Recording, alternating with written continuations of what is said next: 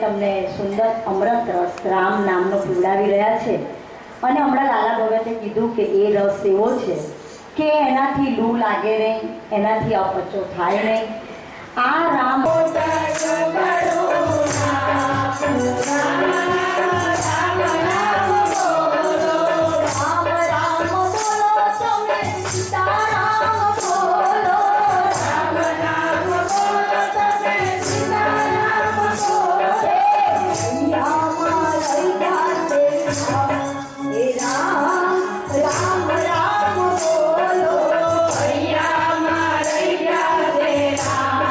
મંદાકિની નદીમાં સ્નાન કરવાનો વિચાર કરી ત્યાં સ્નાન કર્યું. વાલ્મીકી ઋષિના આશ્રમે રાત્રિ રોકાણ કરી વાલ્મીકી ઋષિને પૂછ્યું કે હવે અમારે અહીંયાથી આગળ કાયમી નિવાસ સ્થાન રાખવું છે તો અમે ક્યાં અમારો ઉતારો રાખીએ. વાલ્મીકી ઋષિએ તે જ વખતે કહ્યું કે તમે અહીંયાથી જશો ને એટલે ચિત્રકૂટ એની ઉપરની ટેકરીઓ ઉપર પ્રભુ આપણને શાંતિનું નિવાસ સ્થાન મળશે અને ત્યાં આગળ તમારે તમારા ઈષ્ટદેવની પ્રાર્થના તમારે બહુ શાંતિથી થશે. ભગવાને તે જ વખત વાલ્મીકી ઋષિના કહેવાથી ચિત્રકૂટ ભણી જ્યાં પ્રયાણ કર્યું રસ્તામાં અનેક ભીલોનો સમૂહ મળ્યો. આ બધાય ભીલો ભગવાનની સાથે ને સાથે ગયા. કેટલા બધા દેવતાઓ આવ્યા છે ભીલ થઈને અને વિશ્વકર્મા પણ અહીં આગળ કારીગરના રૂપમાં ભીલ સ્વરૂપે આવ્યા અને ભગવાનને કહ્યું પ્રભુ ચિત્રકૂટ ઉપર અમે તમારી 2 પર્ણકુટી બાંધી દઈએ. હરખના આંસુ પડ્યા અને માતા પિતા યાદ આવતા વળી પાછું અયોધ્યા યાદ આવ્યું. ભગવાને તે જ વખતે થોડું કલ્પાંત પણ કરી લીધું. અહીં આગળ નિષાદરાજ ગૃહ પાછા ફર્યા ને એટલે સુમંતજી રાહ જોઈને બેઠેલા. સુમંતજીને કહ્યું સુમંતજી ભગવાનની આગળની યાત્રા તો વિના વિઘ્ને હવે આગળ વધવા માંડી છે. આપ અહીંયાથી વિદાય થાવ નથી વૈદેહી પાછા આવ્યા. મહારાજનું મસ્તક ખોળામાં લીધું, ખૂબ આશ્વાસન આપે છે, પણ દશરથ રાજાનું પ્રાણ પણ ખેરવાઈ ગયું. ધામમાં ગયા, કલ્પાંત કરવા માંડ્યા. કુલગુરુ વશિષ્ઠજી આવ્યા. સુમંતજીના સમાચાર મહારાજને મળ્યા છે. મહારાજનો દેહ વિલય થયો. કુલગુરુ વશિષ્ઠજીને બોલાવવામાં આવ્યા, મહેલમાં આવ્યા. આ બાજુ દૂતોને સમાચાર આપ્યા કે જાઓ અને કૈકેયીના પિયર ગયેલા એવા લક્ષ્મણ અને શત્રુઘ્ન અને ભરતને સત્વરે તેડી લાવો. દૂતોને મોકલ્યા. આ બાજુ દૂતો ગયા છે બાળકોને તેડવા માટે.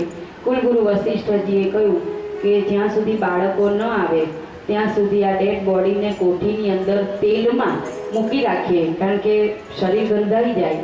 અને તે જ વખતે તેલ ભરેલી કોઠીમાં શબને પધરાવ્યું. આખા એ મહેલમાં ચારેય બાળકોને લઈને આવ્યા ને, કોઈએ સમાચાર નથી આપ્યા ત્યાં તો કે રાજા દશરથ ધામમાં ગયા છે.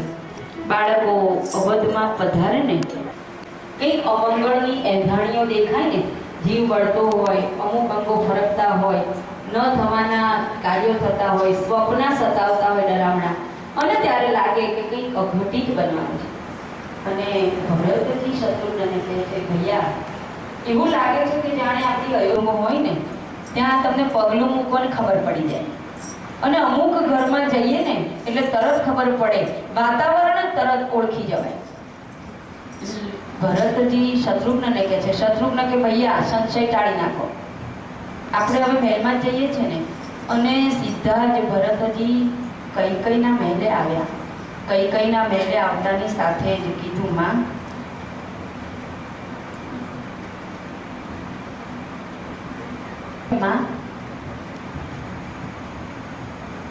શું થયું છે?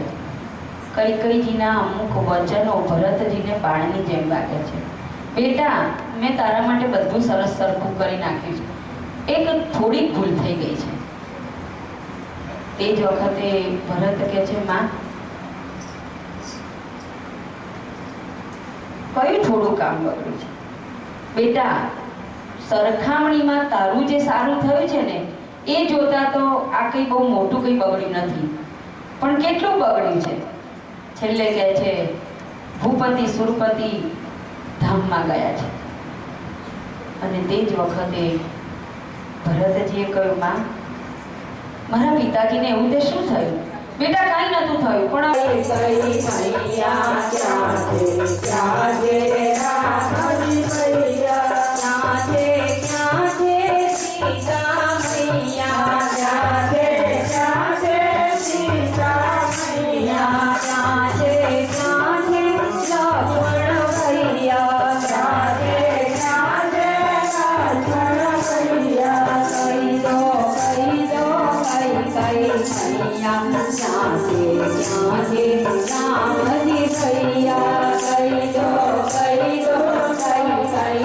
પેલી તેલની કોઠીમાંથી કાઢી સ્નાન આદિ કરાવે.